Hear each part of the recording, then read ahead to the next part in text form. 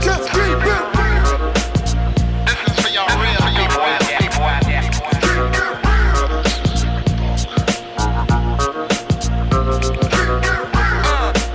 is for my people. Welcome back to another episode of the Nostalgic 90s. I'm your host, Big Mike. Welcome back.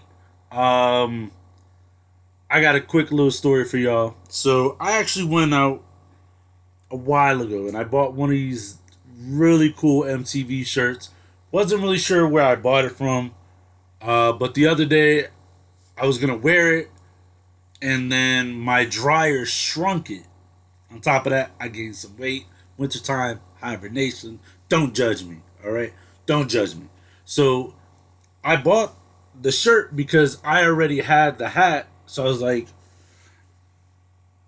they match, let's get it. MTV, got the colors. And then if you guys didn't see the video in the previous episode on the channel, I actually went out and got a lanyard off of Spencer's to complete my $20 purchase for free shipping. So if you guys haven't seen that haul, I suggest you guys go watch it. I'll try to leave a link for it down in the description. So as you guys know, we like to dibble and dabble in all things nostalgia. So with that being said, I figured let's dive into a little bit of MTV. And before I forget, so I went to Target. I saw this shirt and I decided not to pick it up the other day, but then like a couple days ago, I ended up needing the shirt for this episode, and then I remembered the shirt wasn't gonna fit me. So went out, bought another shirt, which I'm pretty stoked about. That number one, that they had them, and number two, they had them in my size, double XL, in case you're wondering. The material is super soft. Love it. I love Target shirts. They're amazing. The hat, I actually got this from Spencer's, if I'm not mistaken. I actually picked it up a couple years ago. But while I was at Target, I actually came across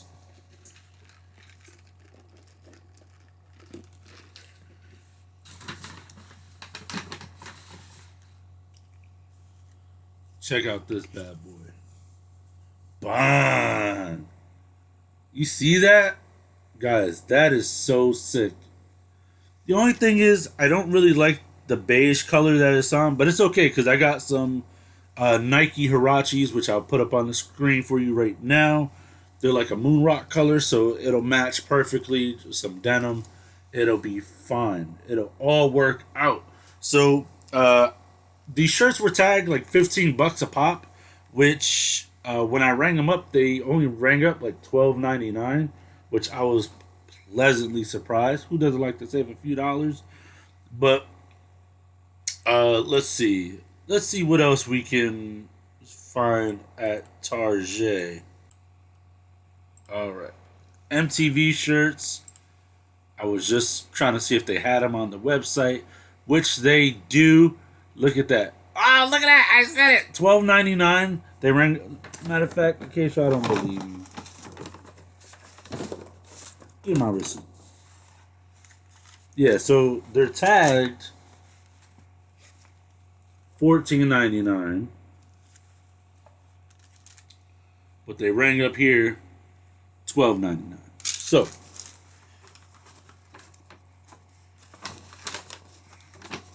which again, I'm not mad at. So $12.99 for the MTV shirt.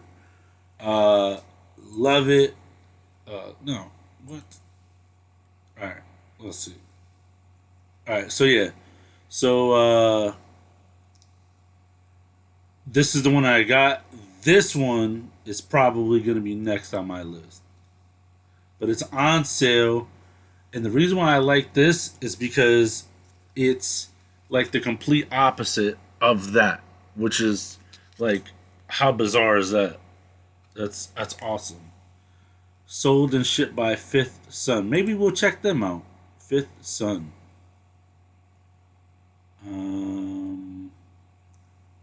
Yeah, we'll come back to them. We'll come back to them in a bit. So Fifth Son, never heard of them. Wow, look at that. They got a Boombox logo T-shirt. Sold and shipped by Fifth Son. Fifth Son is really wow. Yo, look at these. Spring Break 99. Alright, if you guys don't know about the 90s, Spring Break was it's always a crazy time. But the I don't know why. I guess it's because it's like Spring Break 99. But there was a band called 98 Degrees. I've never heard of this band. And I remember my grandmother was driving, my cousin was in the passenger seat. I was sitting behind her, and I don't know if there was anybody next to me. And I had looked up, and I was like, hey, Shay, who sings this? She was like, 98 Degrees. And I was just like, I didn't ask what the temperature was outside.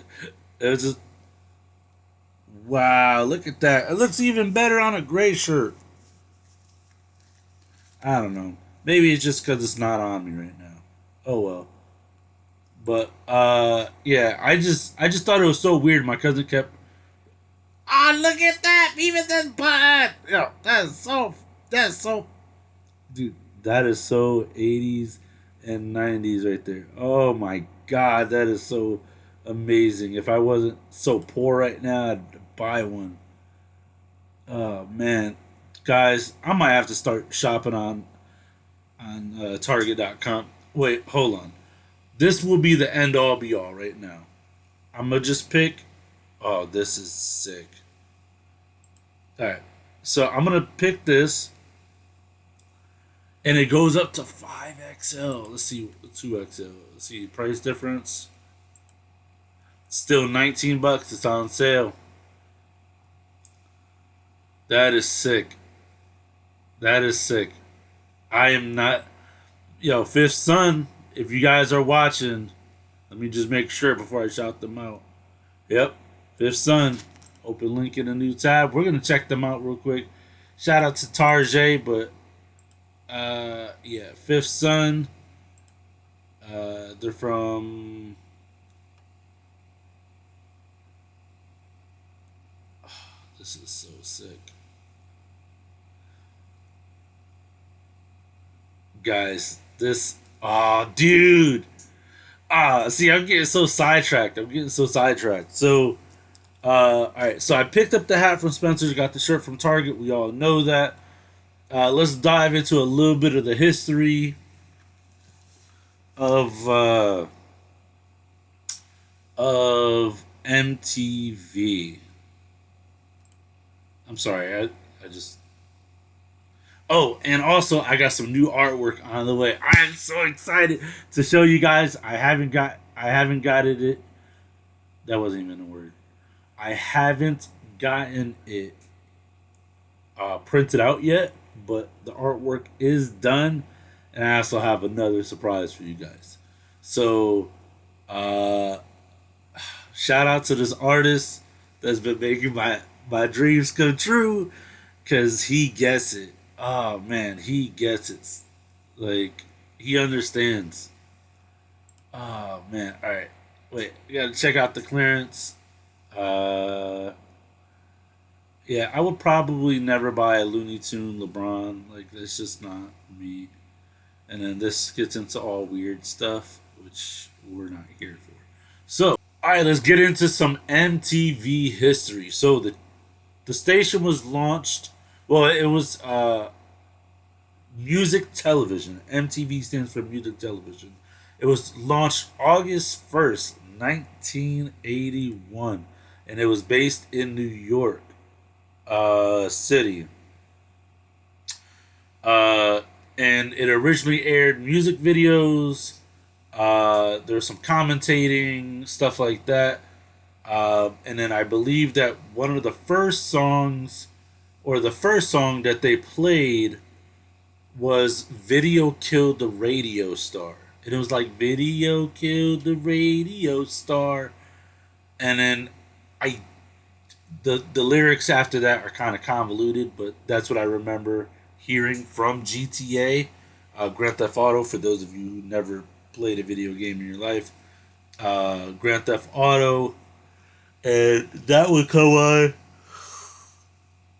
excuse me, on the radio, and I remember that from Grand Theft Auto Vice City. So, let's see here. The official launch took place on Saturday, August 1st at 12 in the morning Eastern Time. And MTV was officially launched with the words, "Ladies and gentlemen, rock and roll." 7, 6, 5, 4. We've gone for main engine start. We have main engine start.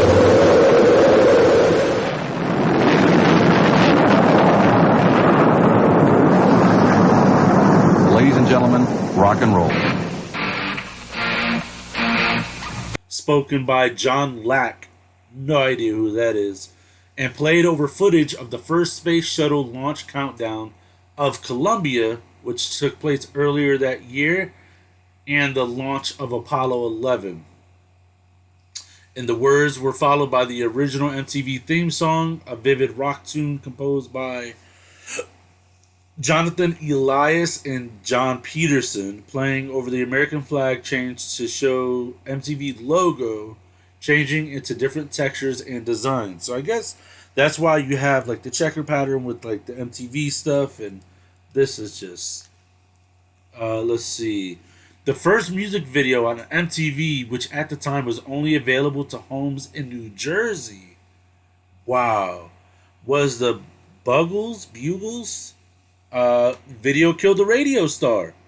It was followed by Pat Bentar's You Better Run. Let me see. So we're gonna just, I don't know, the last time I tried to play music, I don't understand how other content creators can post songs, even if it's like a short clip, and not like get demonetized. So I don't know. I'm still working on that. I would play that for you guys. But I'll link this article down in the description, which is so crazy. Originally, MTV targeted the audience of ages 12 to the ages of 34. However, its self-conducted research showed that over 50% of the audience was 12 to 24, and that this group watched an average of 30 minutes to 2 hours of MTV a day, which is crazy for that time. Because you guys got to remember, back in like the 80s and 90s, there really wasn't like a lot to watch. You had your soap operas, you had like In Living Color, you had like Martin, but then at that time, you only had like, at 12 in the morning, you only really had infomercials, if that. There was really nothing spectacular coming on TV, and it definitely wasn't on demand. And at that time, if you guys don't know, I'll probably put one up on the screen right now for you guys to take a look at, was you had to check your local TV listings by looking at a TV guide.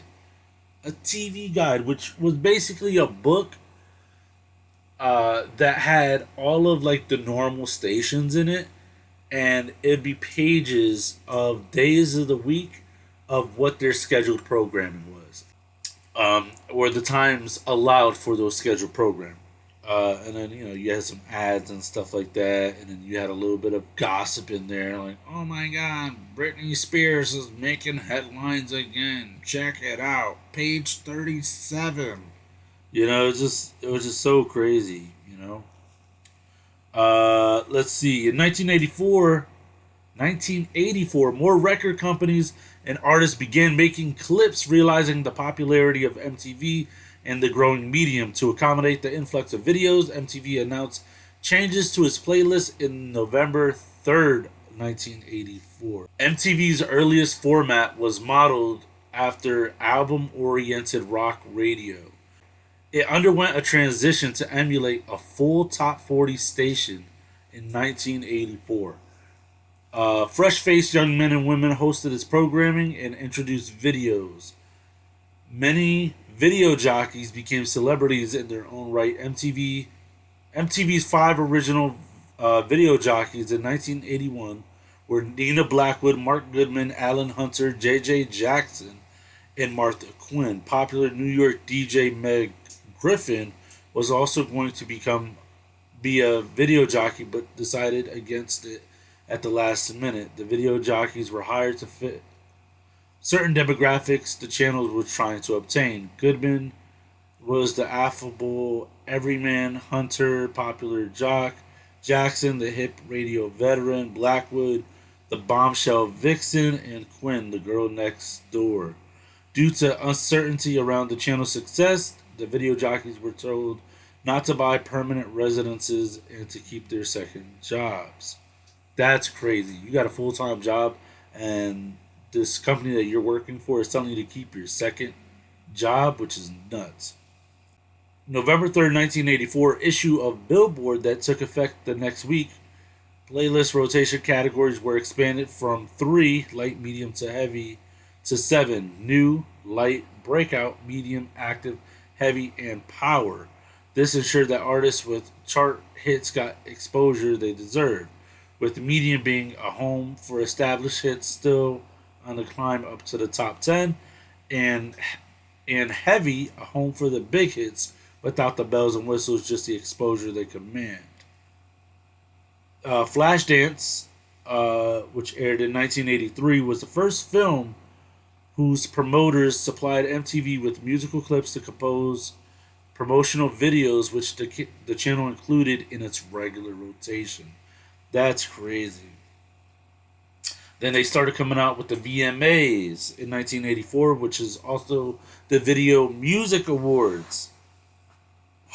It's so crazy to know that just 6 years before I was born in 1990, that they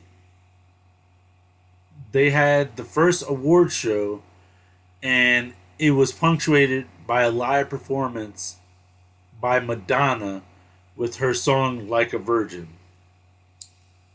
And let's see. And then they start talking about spring break and live concert broadcast. And then I remember when I was a kid watching Carson Daly. I can't remember anything he talked about, but I'm sure it was just like, new and upcoming artists to establish hits to just cutting scene to watching the music play on the screen and stuff, which was all a good time. And you got to realize, for what it was worth for that time, most people, when they watch television, there really wasn't a lot to sit down and watch. And for people who were like skaters and stuff like that, this is when, we would set up our little cassette players and put it next to the TV and hit record on our cassette player to record the song that was playing on the TV, so that way we could later go back and listen to it on our Walkmans.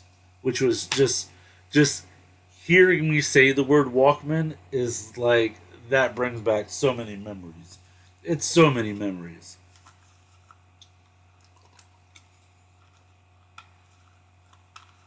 All right. Let's see. Milestones and Specials. Around 1999 through 2001, which is around my time, as MTV aired fewer music videos throughout the day, it regularly aired compilation specials from its 20-year history to look back on its roots. An all-encompassing special, MTV Uncensored, premiered in 1999 and was later released as a book. Janet Jackson became the inaugural honoree of the MTV Icon Award, and an annual recognition of artists who have made significant contributions to music video, pop culture, while tremendously impacting the MTV generation. And then I remember it was like sometime during like the mid 2000s, MTV released MTV Dos or 2, like Mundos, not Mundos, but it was like MTV 2, where it was like they played, it was MTV how it used to be, with just more music and music videos. So I remember I used to record, um, being an early aspiring DJ. I used to record music videos on VHS so that I can like compile them and then go back and like rewatch them. So it was just a crazy time.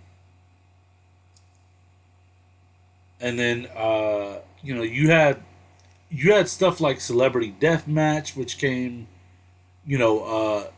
later. Then you had like Jersey Shore, Silent Library, but I believe, Celebrity Deathmatch, I know that played on the original MTV, but then you started to get like reality shows, which I think that played on the original MTV station as well. And then like you had shows like Yo Mama and like Pimp My Ride, and it just became less and less about music and more about the just like the numbers, the figures, like what drew in the crowd. So, which is understandable, you know. You guys got to overhead. You guys got to make your money, and then you guys had like, that was a different network. See, I almost slipped up. I almost said like the Flavor of Love, but I'm pretty sure that was on VH1. If you guys don't know the Flavor of Love, then I suggest you go look it up. I'm pretty sure that was on VH1, but let's see. Do do do do. Yeah, look, Celebrity Deathmatch. 2009 was the debut of Jersey Shore. Yeah, it was just MTV had a lot of impact on all different types of genres and cultures, which I think that it isn't really given enough credit, because if you think about it, MTV and its partner networks like MTV2 had a little bit of everything for every culture, and it mostly started off with rock. And not to mention Beavis and Butthead, that was like a staple on the channel, like on the show.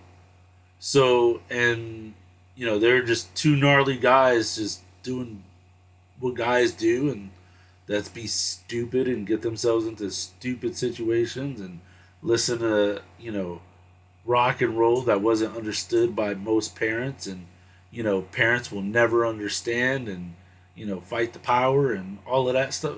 It was just a crazy asinine time. And MTV had a lot of impact on, the culture that I grew up with was a little bit of everything, because, me being from two ethnic backgrounds, I have Hispanic, and then I have my Caucasian side, which my mom listened to pretty much everything from hip hop to rock to classic to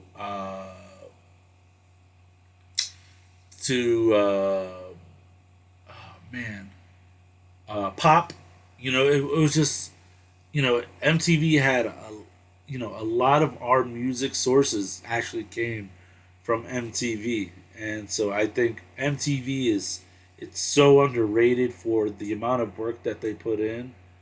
Oh, here's a good segment. All right, MTV breaking the color barrier. Apparently, on MTV, they didn't really feature a lot of, I'm going to say, ethnically diverse artists. But if you want to be very specific and literal, I'll just read you what the article says. During MTV's first few years, very few black artists were featured. The select few in MTV's rotation were Michael Jackson, Prince, Eddie Grant, Tina Turner, Donna Summer, Whitney Houston, Sadie, Janet Jackson, Joan Armatrading, Musical Youth, The Specials, and quite a few more which I never heard of. And it says MTV refused other black artists such as Rick James Super Freak because they did not fit the channel's carefully selected album oriented rock format at the time. The exclusion enraged James, who publicly advocated the addition of more black artists to the channel. David Bowie also questioned MTV's lack of black artists during an on air interview with VJ Mark Goodman in 1983. MTV's original head of talent and acquisition, Carolyn B. Baker, who was black, questioned why the definition of music had to be so narrow, as did a few others outside the network. Years later, Baker said the party line at MTV was that we weren't playing black music because of the research, but the research was based on ignorance. We were young, we were cutting edge, and we didn't have to be on the cutting edge of racism, which brings up another point to say that racism still existed in the early 80s, even though segregation it allegedly ended multiple decades prior, and we're still seeing the effects of racism in our cultures today. Even more so now that people are recording more, and that people can actually afford recording devices, something as simple as a cell phone to record, social interactions and stuff. According to the Austin Chronicle, Jackson's video for the song "Billie Jean" was the video that broke the color barrier, even though the channel itself was responsible for erecting that barrier in the first place. But the change was not immediate. "Billie Jean" was not added to MTV's medium rotation playlist, 2 to 3 airings per day, until it reached number one on the Billboard Hot 100 chart. In the final week of March, it was in heavy rotation 1 week before MTV debuted Jackson's "Beat It" video. Prince's "Little Red Corvette" joined both videos in rotation at the end of April. And then at the beginning of June, "Electric Avenue" by Eddie Grant joined "Billie Jean," which was still in heavy rotation until mid-June. At the end of August, "And As She Works Hard for Her Money" by Donna Summers was in heavy rotation on the channel. Man, that's crazy. That's crazy. All because of the skin color. And, I'm not here to get into politicals. I'm not here. I just want to come on the channel and have fun. But that is crazy. So, even though you made really good music and people really thought you were a talented artist, you were subjected to be held back not by your talent, but by your skin color. That's absolutely absurd. That, and not for nothing, rest in peace to Betty White, but, and this is a little off topic, but also Betty White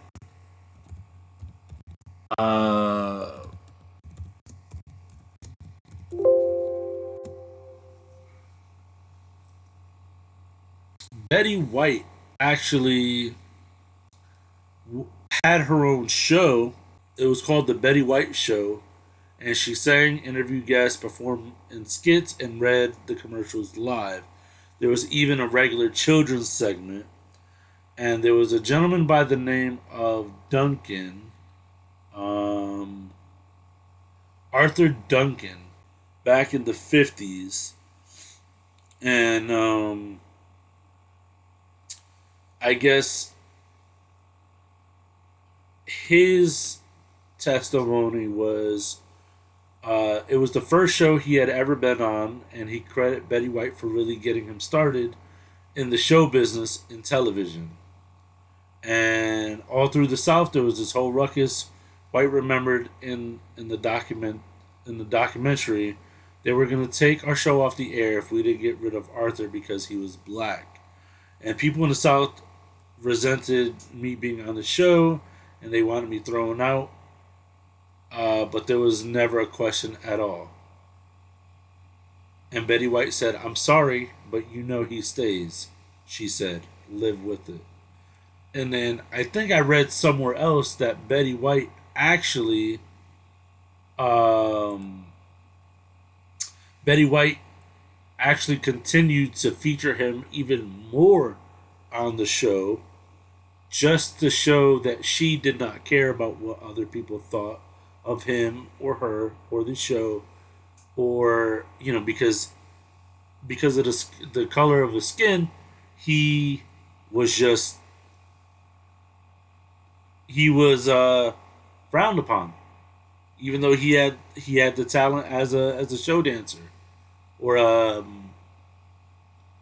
as a tap dancer. I'm sorry, as a tap dancer. So it's kind of crazy to think that even even back in the 50s, when again, segregation was supposed to be over, but you're still seeing the after effects of it. You know that you're being held back by the color of your skin, no matter your talent level. So it's just crazy. So sorry to bring that down a dark path, but this wouldn't be an honest channel if we didn't explore all realms of the light, even in the areas where light lacks. So,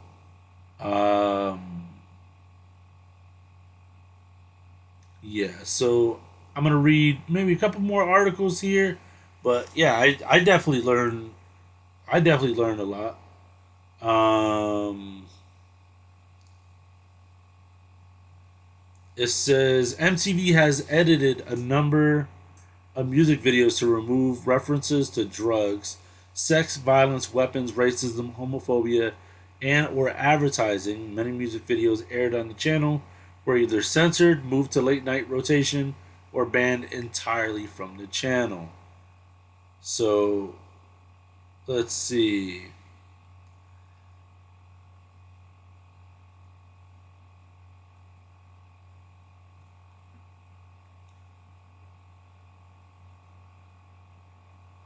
Wow. Yeah, and then they started talking about Beavis and Butthead and activism.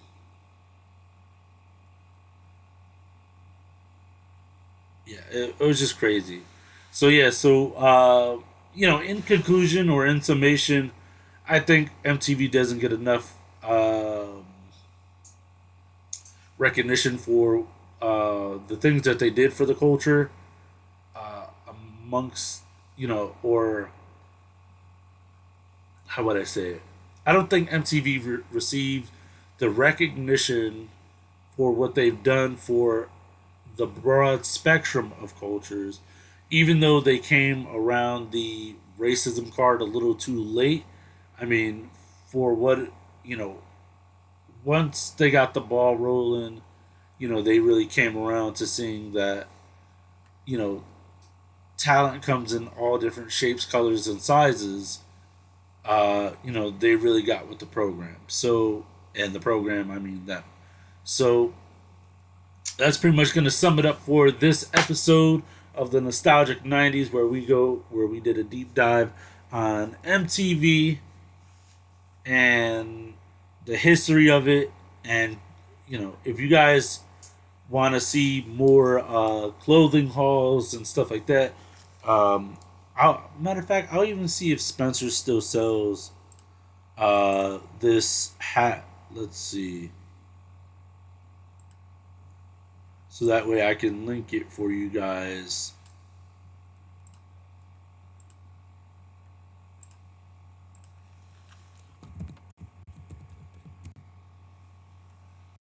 Sorry, I didn't click on that. MTVX.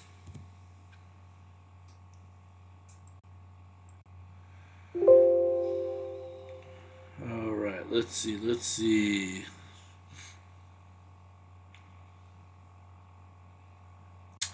If they did sell MTV hats, I'm sure it would have been on the first page. So this is a snapback. Let me try typing it. Snap.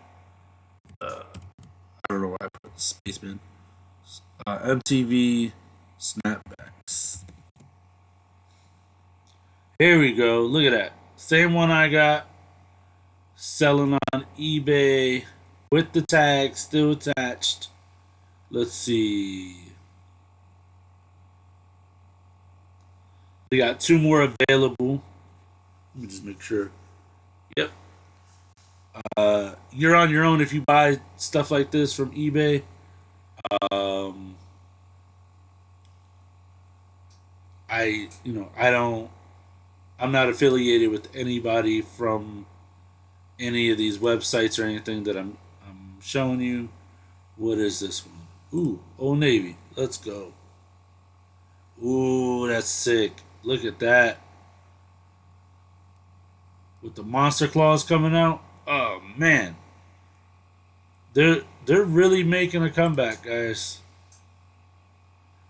That would be cool, except I don't do long sleeves. Oh, that's awesome though. I don't know. It looks like a legit sweater, so if it is a legit sweater, I oh yeah, they do. Got it in 2 XXL. The color is fire. I like that color. That's awesome. Let's see. What's he got on? Same thing? Yep, same thing. Or yeah, I thought that was a spoon on his chest. I don't know why. But yeah, so if you guys like to see these clothing hauls, make sure you let me know. Oh, MTVshop.com. Let's go. Oh, look at that. That's freaking sick. Oh man, MTV, if you're watching, let's go. I need some merch, baby. Ooh, that's fire. But this one. Oh my good. Somebody pinched me.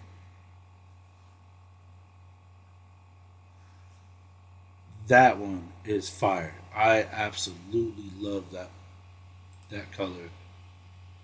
My laptop is about to burst into flames. It is. The fan just spun up like a dang jet engine. That's pretty fire. It's pretty fire. But yeah, found one for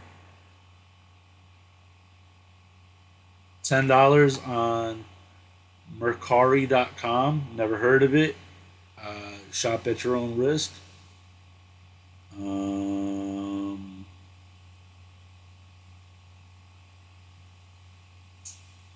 Looks like they're selling a bunch of stuff.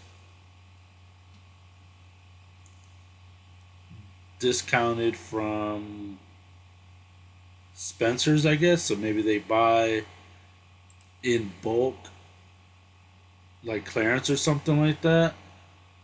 Which wouldn't be a bad idea, because if you missed it the first time, you could get it. You have a second chance. Oh look, you got a Beavis and Bud. Pretty awesome. Rocco's Modern Life. They got rid of it.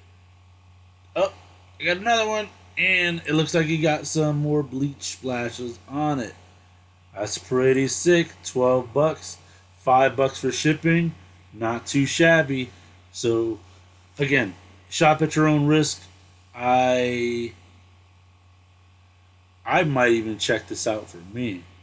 Holographic Spencer's hat. See, what's so cool about this is that this would actually match, like, the unicorn thing. I wish it didn't say that.